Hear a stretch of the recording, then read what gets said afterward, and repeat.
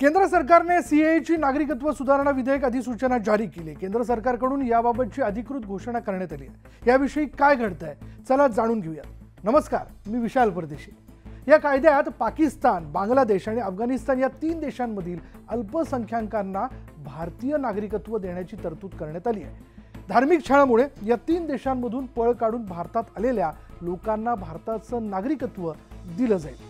हिंदू, बौद्ध, जैन, शीख, पारशी आणि ख्रिश्चन या 6 धार्मिक अल्पसंख्याक लोकांना भारताचं नागरिकत्व देण्याचा भारत सरकारचा प्रयत्न आहे। सद्यस्थितीत भारताचं नागरिकत्व मिळवण्यासाठी कुठल्याही व्यक्तीला भारतात किमान 11 वर्ष राहणं आवश्यक आहे, परंतु सीएएमुळे ही अट शिथिल होऊन 6 वर्षांवर येणार आहे। लोकसभा निवडणुकीच्या आधी केंद्रातल्या मोदी सरकारने हा एक मोठा निर्णय घेतला। आता याचं कायद्यात रूपांतर होईल। गेल्या काही दिवसांपासून देशात नागरिकत्व सुधारणा कायद्याची चर्चा ऐकायला मिळत होती। मार्च महिन्याच्या पहिल्या आठवड्यापासून देशात हा कायदा लागू केला जाईल अशी शक्यता वर्तवण्यात आली होती।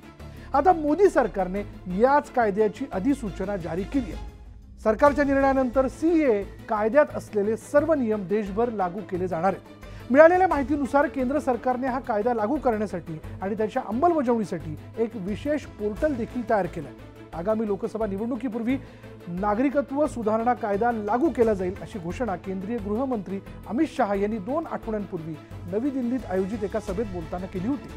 नागरिकत्व सुधारणा कायदा हा 2019 मध्ये संसदेत संमत करण्यात आला।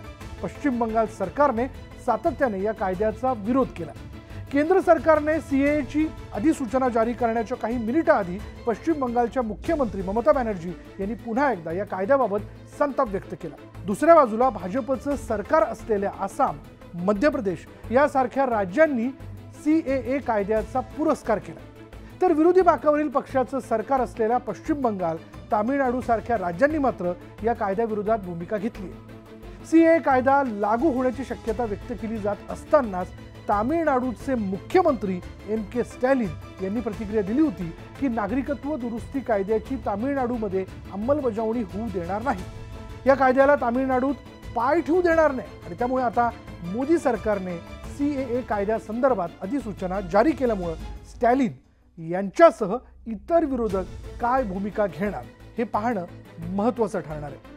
2019 साली संसदेमध्ये नागरिकत्व सुधारणा कायदा पारित झाला, मात्र कायदा मंजूर झाल्यानंतर लागलीच विरोधकांसह देशात अनेक ठिकाणी कायद्याविरोधात आंदोलनं सुरू झाली।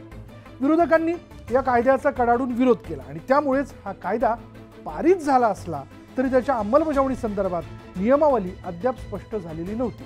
अफगाणिस्तान, बांगलादेश आणि पाकिस्तानमधून 31 डिसेंबर 2014 पूर्वी भारतात आलेल्या हिंदू, शीख, बौद्ध, जैन, पारशी आणि ख्रिश्चन स्थलांतरितांना भारतीय नागरिकत्व देण्यासंदर्भात या कायद्यात तरतुदी करण्यात आल्या।